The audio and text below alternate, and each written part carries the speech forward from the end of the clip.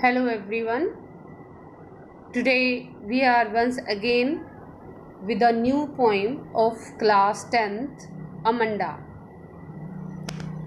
And this poem is written by Robin Klein, and basically she is a Australian author and poetess, and she also writes specially for the children except the adult fiction. Let's start the poem. Every child feels that she or he is controlled and instructed not to do one thing or another. अब simple सी बात है इस कहानी में basically जो ये आपकी poem है इसमें एक छोटा बच्चा, बहुत छोटा नहीं, एक अडल्ट कह लीजिए या जो 14-15 साल का बच्चा होता है उसकी क्या फीलिंग्स होती हैं, वो अंदर से कैसा महसूस करता है उसके बारे में बताया है। माँ बाप की ये जिम्मेवारी बनती है कि वो अपने बच्चे की अपब्रिंगिंग जो है उसकी परवरिश इस तरीके से करे कि वो कल को समाज का सामना कर सके या जिस समाज में वो रहते हैं उस समाज के अनुसार वो अपने बच्चे को डेवलप करना चाहते हैं, बच्चे को बड़ा करना चाहते हैं, लेकिन वो उसके हिसाब से टोकते हैं अपने बच्चे को, क्या सही है समाज के हिसाब से क्या नहीं। लेकिन बच्चा उन चीज़ों को नेगेटिव लेता है, बच्चे को ऐसे लगता है कि इससे शायद मेरी स्वतंत्रता को छीना जा रहा है या मेरी मन की बातों को नहीं समझा जा रहा। इसी से रिलेटेड ये एक छोटी बच्ची की जिसका नाम अमंडा है उससे संबंधित कविता है। चलिए। Every child feels that she or he is controlled and instructed not to do one thing or another. हर बच्चा, चाहे वो लड़का है या लड़की, यही महसूस करता है कि उसको नियंत्रित किया जा रहा है या फिर उस पर कंट्रोल है, उसको इंस्ट्रक्शन दी जाती हैं, उसको निर्देश दिया जाता है कि आपको ये करना है या वो नहीं करना है। You too may feel that your freedom is curtailed. अगर आप बच्चे हो और आप इस कविता को पढ़ते हो तो आप खुद समझोगे या महसूस करोगे कि जो आपकी आज़ादी है उसको कर्टेल मीन्स कंट्रोल, नियंत्रण, उस पर काबू रखा जा रहा है। Write down some of the things you want to do but your parents elders do not allow you to do. अब आप ऐसी कुछ चीज़ें अपनी डायरी में नोट भी कर सकते हैं जो आप चाहते तो हैं करना, लेकिन आपके घर वाले, आपके मम्मी पापा या आपके जो बड़े हैं वो आपको इजाज़त नहीं देते। To read the poem aloud from pairs, each reading alternate stanzas, you are in for a surprise. जब आप कविता पढ़ोगे तो थोड़ी देर तो आप अचंभे में रह जाओगे और पेयर में ये कविता पढ़िए। चलिए, let's we start the poem. Don't bite your nails Amanda. यहाँ पर इंस्ट्रक्शन दे रहे हैं पेरेंट्स, वो माँ हो सकती है, वो पिता हो सकते हैं, तो वो इंस्ट्रक्शन दे रहे हैं अमंडा को। क्या इंस्ट्रक्शंस हैं? Don't bite your nails Amanda. Amanda अपने नाखूनों को मत कुतरो। Don't hunch your shoulders Amanda. Hunch means होता है bending the upper portion of body in forward position, कि यानी आगे की तरफ अपने शोल्डर्स को, अपने कंधे को झुका लेना। Okay, don't hunch your shoulders Amanda. Amanda अपने कंधों को आगे की तरफ मत इस तरह से उचका के चलो। Stop that slouching and sit up straight. Stop that slouching. Slouching होता है वही झुक जाना। कई बार आदत होती है चलते हुए या बैठे हुए वो अपनी जो कमर है, हमारी जो स्पाइनल कॉर्ड है, हम उसको सीधा नहीं रखते हैं, उसको झुका लेते हैं आगे की तरफ, जो एक गलत पोस्चर है। तो यहाँ पे पेरेंट्स फिर टोकते हैं, stop that slouching and sit up straight, कि इस तरह से झुक के मत बैठो, सीधे होकर बैठो अमंडा। तो यहाँ पर बार बार टोका जा रहा है बच्चे को उसकी गलतियों के लिए, चाहे वो नेल बाइट करने की गलती हो, चाहे वो कंधे उचका के चलने की हो या फिर झुक के बैठने की हो। ओके, तो यहाँ देखा आपने कि हर बार अमंडा के पीछे एक्सक्लेमेशन मार्क दिया हुआ है। तो यहाँ पे एक्सक्लेमेशन जो मार्क है वो हम तभी देते हैं जब हम कुछ अपनी इंटरनल फीलिंग्स को या सडन फीलिंग्स को एक्सप्रेस करना चाहते हैं।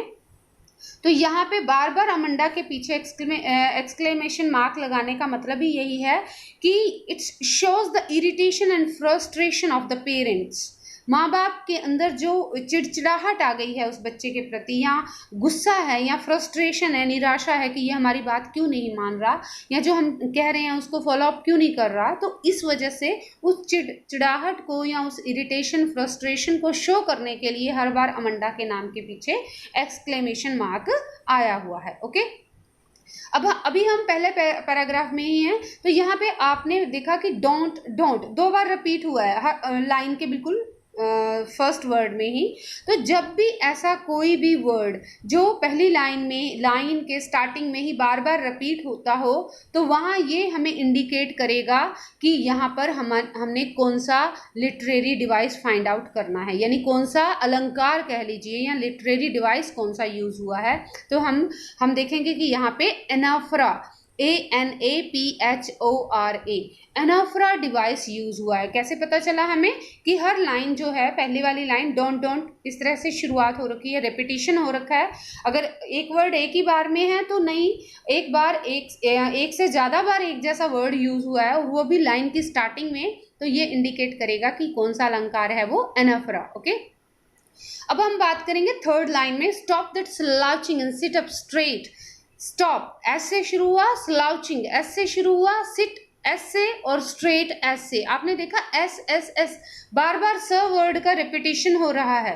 तो हिंदी में जब आप बात करते हैं किसी एक ही शब्द का बार बार जब उच्चारण हो या बार बार शुरुआत हो, तो कहते हैं ना, लाली मेरे लाल की जिद देखूं तित लाल, लाली देखन मैं गई तो मैं भी हो गई लाल। यहाँ पे क्या है, एक लाली शब्द बार बार रिपीट हो रहा है, तो वो इंडिकेट कर रहा है कि ये अनुप्रास अलंकार है। ऐसे ही अब आपने यहाँ पे देखा एस वर्ड जो है वो बार बार एक ही लाइन में रिपीट हुआ है, तो यहाँ पे भी अनुप्रास अलंकार ही है, जिसको हम इंग्लिश में क्या कहते हैं, एलिट्रेशन डिवाइस। क्या बोलते हैं, alliteration, ALLITRATION. Okay, alliteration. Okay, let's start. There is a languid emerald sea where the sole inhabitant is me, a mermaid drifting blissfully. पहली बात तो पहला पैराग्राफ हमारा ब्रैकेट में नहीं है, लेकिन दूसरे वाला है। कोई भी पैराग्राफ जब भी कोई ब्रैकेट में होता है तो यही इंडिकेट करता है कि जो वर्ड्स उस पैराग्राफ में लिखे हैं उनको स्पेशलाइज करने के लिए, उसको ज़्यादा इम्पैक्टिव बनाने के लिए, यानी कि इस 3 लाइन्स में, सेकंड स्टैंजा की 3 लाइन में जो बात कही है उसको ज़्यादा इम्प्रेसिव बनाने के लिए इस पैराग्राफ को ब्रैकेट में रखा गया है। पहली 4 लाइन्स जो हैं पोएम की, वो हैं उनके पेरेंट्स से कही हुई। जो सेकंड स्टैंजा है वो अमंडा की इंटरनल फीलिंग्स हैं, अमंडा सोच रही है। There is a language emerald sea. Language का मतलब होता है काम, शांत। एमराल्ड वैसे पन्ना एक माणिक होता है, एक मोती होता है या नग होता है, कीमती नग होता है, उसके लिए यूज होता है। लेकिन यहाँ पे एमराल्ड हमने सी यानी हरा, एमराल्ड हरे रंग का होता है, यानी पन्ना हरे रंग का होता है, तो यहाँ पे ग्रीन सी एमराल्ड का जो यूज हुआ है सिनोनिम, वो क्या है, ग्रीन सी, हरा समुद्र, क्योंकि पानी हरा हरा नजर आता है। There is a language emerald sea where the sole inhabitant is me. Sole means alone, inhabited means रहने वाला। ए मरमेड, मरमेड मीन्स जलपरी। ऐसे मरमेड कहानियों में हुआ करती थी, जिनका अपर पार्ट इंसान की तरह है और नीचे वाला जो पार्ट है, कमर से नीचे का हिस्सा, वो मछली की तरह होता है, तो दैट इज जलपरी। ड्रिफ्टिंग ब्लिसफुली, ड्रिफ्टिंग का मतलब होता है a slow and study movement, बड़े आराम से धीरे धीरे, ब्लिसफुली मतलब आनंद से, हैप्पीली, खुशी खुशी आगे बढ़ते जाना। There is a language emerald sea where the sole inhabitant is me, a mermaid drifting blissfully. तो यहाँ पर जो अमंडा है वो कहती है कि क्या समुद्र में इस हरे विशाल समुद्र में एक ऐसी शांत जगह है जहाँ मैं सिर्फ अकेली रह सकूं, एक ऐसी जलपरी की तरह, ड्रिफ्टिंग ब्लिसफुली, जो समुद्र की लहरों के साथ बहुत सुखमय तरीके से आगे बढ़ती चली जाती है। अब आप यहाँ पे देखेंगे लैंग्वेज एमराल्ड, एमराल्ड समुद्र में पन्ना नहीं है, लेकिन फिर भी समुद्र को पन्ना कहा गया। ऐसे ही मरमेड, जो कि वास्तविक चीज नहीं है लेकिन फिर भी यूज हुआ। तो ऐसी चीजें जो हैं कंपैरिजन किया गया है जहां पर, जैसे लैंग्वेज एमराल्ड सी, समुद्र का कंपैरिजन पन्ने से और शांति से कर दिया गया। ठीक है। तो यहाँ पे कौन सा अलंकार या कौन सा डिवाइस यूज हुआ, मेटाफर डिवाइस यूज हुआ है। ये क्वेश्चंस अक्सर सीबीएसई बोर्ड में आते रहते हैं और अमंडा बहुत इंपॉर्टेंट पोइम है सीबीएसई बोर्ड के एग्जामिनेशन पॉइंट ऑफ व्यू से। तो ये ऐसे क्वेश्चंस मेटाफर से रिलेटेड या फिर उनके लिटरेरी डिवाइसेस से रिलेटेड या उनकी राइमिंग स्कीम से रिलेटेड आते रहते हैं। It's very important for you. Okay, there is a languid emerald sea where the sole inhabitant is me, a mermaid drifting blissfully। तो पहली लाइन में हमने देखा कि कौन सा अलंकार यूज हुआ है, मेटाफर यूज हुआ है। मेटाफर शो करता है एक कंपैरिजन को, जहाँ पे वैसी क्वालिटीज तो दिखाई देती हैं लेकिन होती वो दो चीजें अलग हैं। एमराल्ड हरे रंग से कंपैरिजन तो कर दिया सी का, लेकिन एमराल्ड एक पन्ना है जबकि हरा पानी एक अलग चीज है।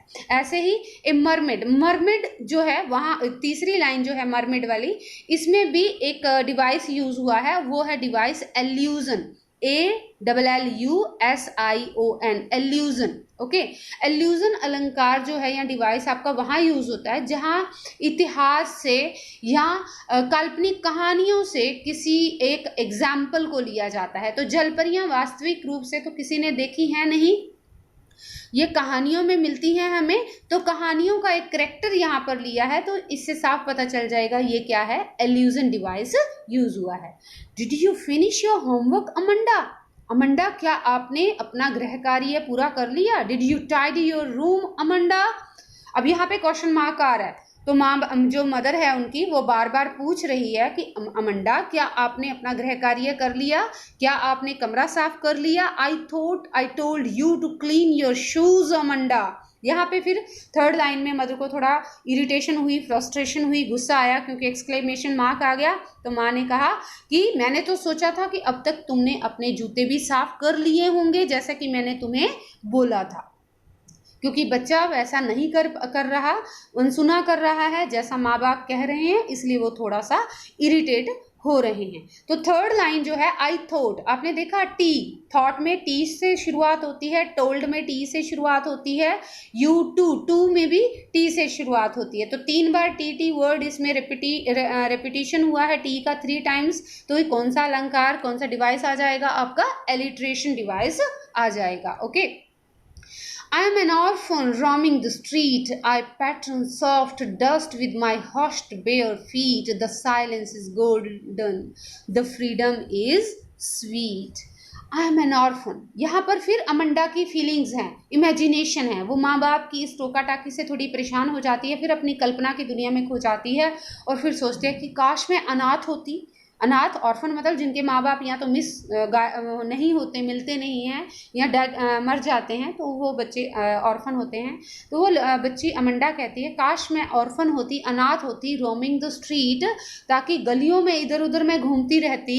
आई patterns of dust with my hurt bare feet, और अपने नंगे, बेयर मतलब नंगे, चप्पल ना पहने हुए, अपने नंगे पाँव से बिल्कुल आवाज़ किए बगैर, हर्स्ट का मतलब होता है silently, without any noise, okay, quietly.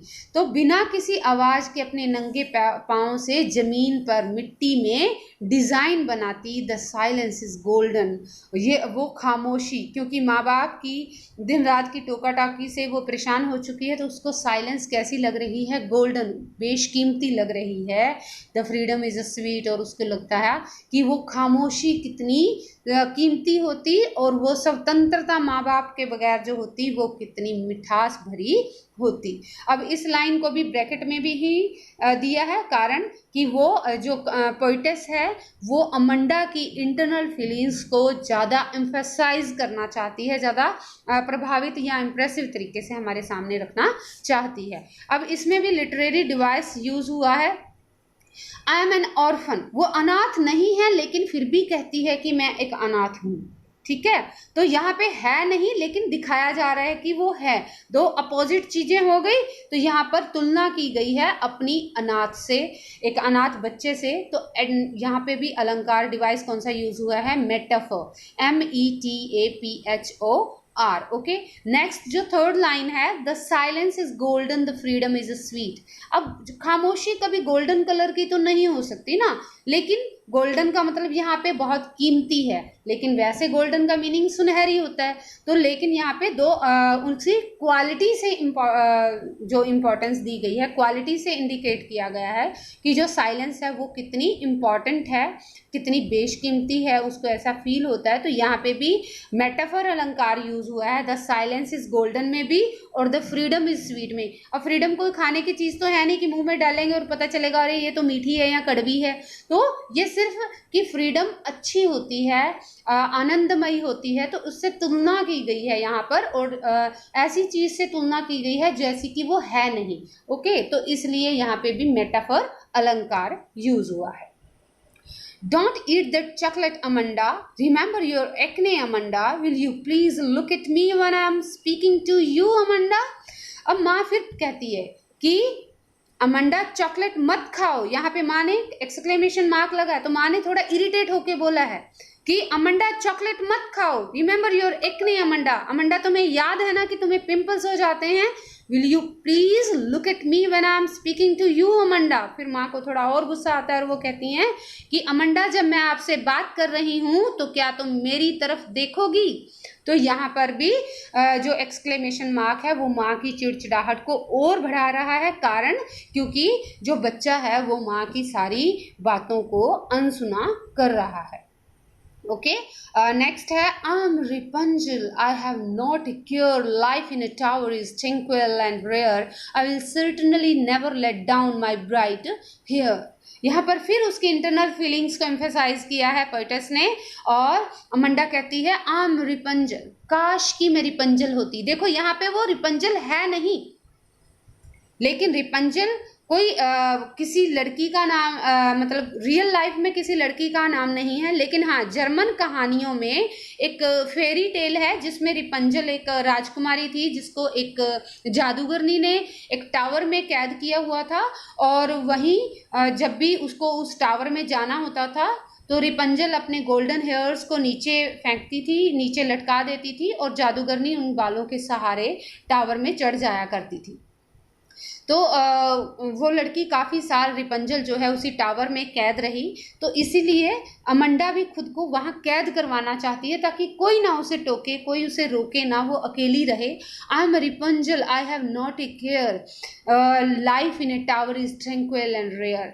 Amanda कहती है कि मैं भी उस रिपंजल की तरह बनना चाहती हूँ, मुझे कोई परवाह नहीं है कि उस टावर में कितनी शांति है और कैसी लाइफ है, मुझे इस चीज़ की चिंता नहीं है, बस मुझे शांति चाहिए। I will certainly never let down my bright hair. और वो कहती है कि मैं रिपंजल की तरह वो गलती नहीं करूँगी कि नीचे मैं बाल फेंकूँ और जो जादूगरनी है वो बार बार ऊपर चढ़ आए, इसलिए वो कहती है कि मैं कभी अपने सुनहरी बालों को नीचे नहीं फेंकूंगी। Stop that sucking at once, Amanda. You are always so moody, Amanda. Anyone would think that I nagged at you, Amanda. रिपंजल मैंने बताया आपको कि एक हिस्टोरिकल कैरेक्टर है, तो यहाँ पे जैसे मरमेड एक हिस्टोरिकल कैरेक्टर था, उसका यूज हुआ था, तो वहाँ पे कौन सा डिवाइस था, एल्यूजन था। ऐसे ही रिपंजल में भी अगर आप देखें, ये भी एक हिस्टोरिकल कैरेक्टर है, इसका यूज हुआ है, तो ये भी एक एल्यूजन डिवाइस यहाँ पर यूज हुआ है। हम लास्ट पैराग्राफ पढ़ रहे हैं। Stop that sucking at once, Amanda. Amanda, इस तरह से, सकिंग मीन्स होता है कि गुस्सा करना या अपसेट हो जाना किसी चीज से। Stop that sucking at once, Amanda. Amanda, इस तरह से गुस्सा करना बंद करो। You are always so moody, तुम कितनी मूडी हो गई हो।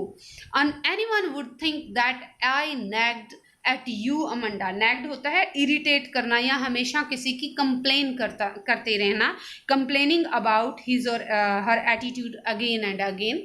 एनीवन वुड थिंक, तो उसकी माँ कहती है कि कोई भी, मैं तुझे बार बार टोकती हूँ तो कोई भी यही सोचेगा कि मैं तो हमेशा तुम्हारी कंप्लेन करती रहती हूँ, अमंडा। आपने देखा स्टॉप एंड सकिंग दोनों में बार बार एस आया है, तो यहाँ पे भी आपका एलिट्रेशन जो डिवाइस है वो यूज हुआ है। ओके, तो एट द लास्ट जो पेरेंट्स हैं वो क्या सोच रहे हैं कि they have already failed in their efforts to in the upbringing of their child, क्योंकि वो इतना बार बार एक्सक्लेमेशन का मतलब ही यही है कि पेरेंट्स इरिटेट हो चुके हैं कि बच्चा उनकी बात को नहीं मान रहा और वो वास्तव में बच्चे को सोसाइटी के हिसाब से पालकर बड़ा करना चाहते हैं, ताकि कल को जब बच्चा बड़ा होकर इसी समाज का सामना करे तो उसको कोई दिक्कत ना आए। सिर्फ अब एक लास्ट चीज, एक बहुत ही इंपॉर्टेंट क्वेश्चन जो इसमें आ जाता है कि what is the rhyme scheme of the poem, कि पोएम की राइम स्कीम क्या होती है। If you will see the last word of each line, here is you will see from the first stanza amanda amanda last word and then straight and then amanda। आपने देखा first line में Amanda, second में Amanda और last में भी Amanda, तो आप इन तीनों को ए नाम दे दीजिए। थर्ड में अलग नाम है, यानी स्ट्रेट वर्ड है, इनसे मिलता हुआ नहीं है, साउंड एक जैसी नहीं है, तो आप उसे बी नाम दे दीजिए। तो पहले स्टैंजा की जो राइम स्कीम बन गई वो क्या बन गई, ए बी ए। ओके, अब सेकंड स्टैंजा में बात करें, सी मी ब्लिसफुली। अगर आप ध्यान से देखें तो लास्ट में हर बार ई आ रहा है, सी मी ब्लिसफुली। ओके, ई आ रहा है तो तीनों की साउंड एक जैसी है, हम ए और बी ऊपर दे चुके हैं तो इन तीनों को हम सी दे देंगे क्योंकि साउंड एक जैसी है। राइमिंग स्कीम में हमेशा साउंड देखी जाती है, तो आपकी फर्स्ट की राइमिंग स्कीम बनी ए बी ए और सेकंड स्टैंजा की बनी सी। ओके, फिर इसी तरह सेकंड नेक्स्ट है अमंडा अमंडा अमंडा, सेम। अब इसके लिए हम क्या करेंगे, आप वही अमंडा को हमने ऊपर नाम ए दिया था तो नाम ए ही चलेगा, ए। अभी तक सी तक जा चुके हैं तो हम शूज का नाम यहाँ पर रख देंगे डी, तो ए डी ए, तो क्या नाम आ गया उसका, ए डी ए। ओके, उसके बाद स्ट्रीट फीट स्वीट, सुनने में एक जैसे लग रहे हैं तो यहाँ पे आप इन तीनों को नाम दे दीजिए। डी तक आ चुका है, ई और ई। ओके, नेक्स्ट हम पैराग्राफ में देखते हैं Amanda Amanda you Amanda. Amanda को नाम हमने ए दे रखा है तो ई तक हम आ चुके थे। ई के बाद क्या आता है, एफ, एफ ए। तो इस पैराग्राफ की डोंट ईट चॉकलेट वाले पैराग्राफ की आपकी राइमिंग स्कीम बनेगी एफ ए। ओके, नेक्स्ट है रिपंजल वाले आपके पैराग्राफ की हियर रेयर हेयर, साउंड एक जैसी है, राइमिंग वर्ड्स एक जैसे हैं, तो हम क्या लिख देंगे, एफ के बाद क्या आता है, जी, तो तीनों की साउंड जी बन जाएगी। ओके, लास्ट पैराग्राफ में Amanda Amanda and last line Amanda और यू वाली लाइन अलग है। अब अमंडा को हमने नाम ए दे रखा है, जी के बाद क्या आता है, H, H A. So this is the rhyme scheme of your poem. First stanza is A, B, A, and then C, then A, D, A, then E, then A, F, A, then G, and last is A, H, A. Okay, hope you like the poem, hope you understand it. Thank you, have a nice day.